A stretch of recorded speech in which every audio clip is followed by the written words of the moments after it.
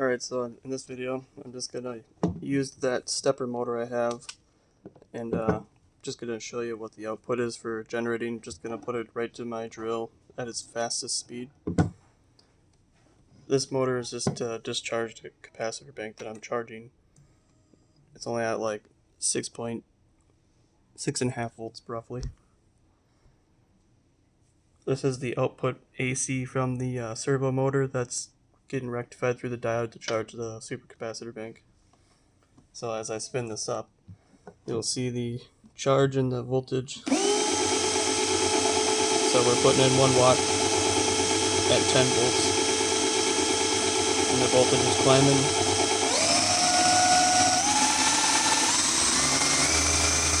So about a maximum of 18 volts, 19 volts charging at 4.2 watts, 4.4.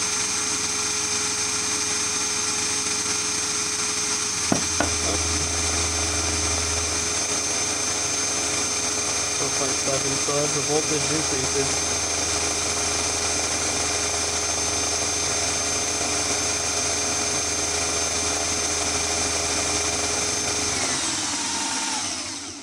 So as the voltage increases, the power output increased, which would make sense.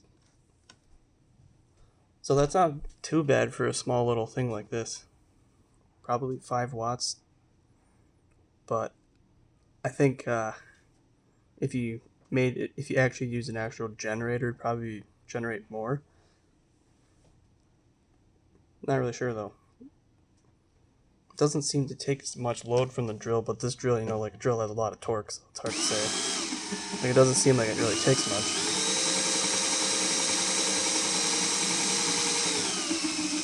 But now if I were to put this directly to my high voltage pulse motor, it doesn't spin very fast, so I would have to gear it up for it to generate enough electricity for it to charge the supercapacitors.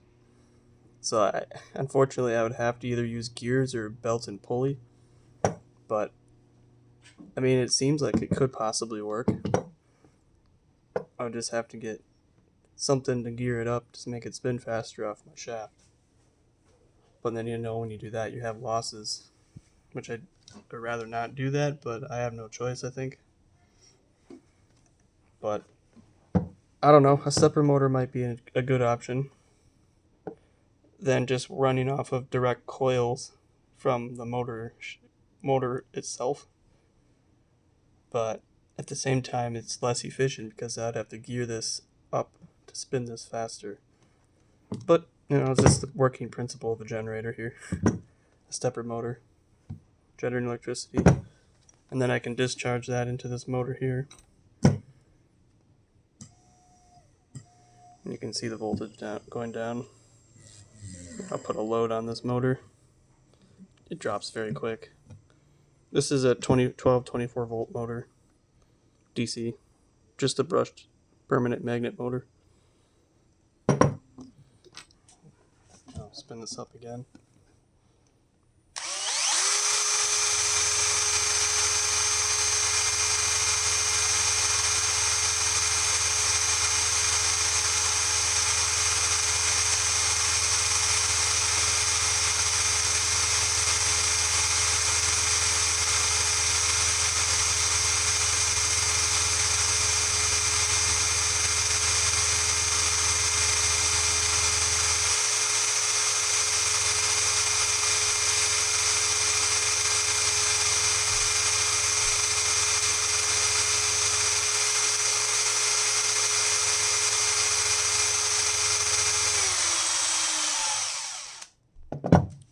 So yeah, it doesn't take too long, but it's still, I think, I don't know if a stepper motor is the greatest for a generator.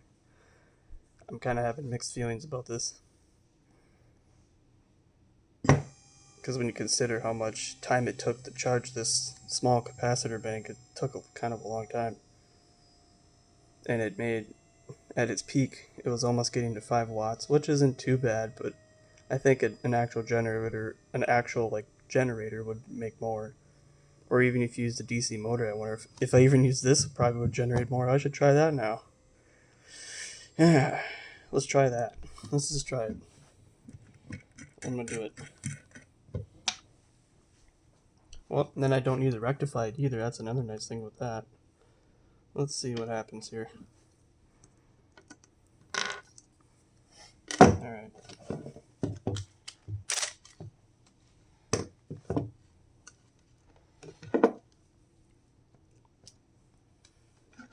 The coils inside this stepper motor, they look like they're decently thick. You can see the coils slightly from where the wires are right there. They look like they're about, I'd have to say, probably 22 gauge or 24 gauge, roughly. And I know I took one of these motors apart before, and they're like a little bit smaller, probably like 26 gauge maybe. So not super thick, but now I can just skip that, go right to here. Wait a second, let's pull this out for now. Let's go right here. Oh wait, no, I need this for charging purposes, so it doesn't go right to the motor.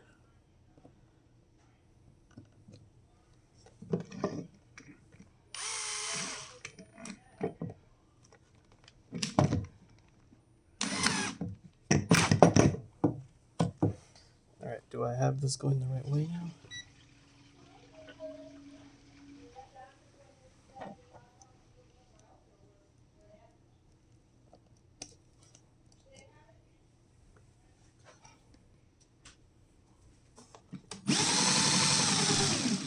I gotta go the wrong way.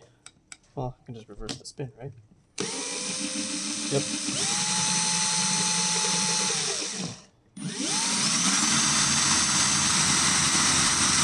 Well, obviously the output is really not very high. So this motor does not generate the voltage that this stepper motor can because of the way the stepper motor works. So a DC motor is actually less output, mostly due, I think, because it's direct current, and there's less, because in a stepper motor there is a lot of different pulses going on, so it's fluctuating the voltage to where it can generate higher voltages. So that's the benefit of a stepper motor, I guess. So yeah, the stepper motor would be the thing to get. All right, see you later.